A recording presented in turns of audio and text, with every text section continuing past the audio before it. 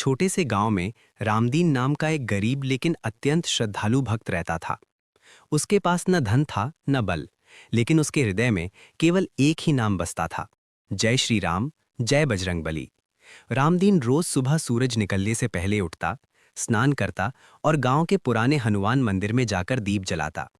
वो घंटों तक बस यही कहता रहता, हे बजरंगबली, मेरे पास कुछ नहीं, बस आपकी भक्ति है।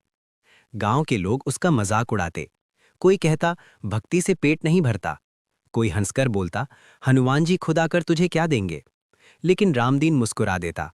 उसे विश्वास था, जब विश्वास सच्चा होता है तब भगवान स्वयं मार्ग दिखाते हैं। भक्त की परीक्षा। एक साल गांव में भयंकर अकाल पड़ा। खाने के दाने तक दुर्लभ हो गए। रामदीन के पास आखिरी बचा था, थोड़े से चने। वो उन्हें भी हनुमान जी को अर्पित करने मंदिर पहुंचा। उसकी आंखों से आंसू बह रहे थे। उसने कहा, प्रभु, आज मेरे पास देने को बस यही है। अगर आप चाहें तो इसे स्वीकार करें, नहीं तो मेरी जान ले लें, लेकिन मेरी भक्ति मत छीनना। उसी रात गांव में चोरों का एक गिरोह आया। सबसे पहले वे रामदीन के घर पहुंचे, क्योंकि उन्हें लगा वहां कोई रक्षा नहीं। जैसे ही उन्होंने दरवाजा तोड़ा, अचानक जोर की गर्जना हुई। एक विशाल तेजस्वी योद्धा प्रकट हुआ, लाल नेत्र, गदा हाथ में और मुख से गूंजता स्वर, जो मेरे भक्त को छुएगा उसका सर्वनाश निश्चित है। चोर भय से कांप उठे और भाग खड़े हुए।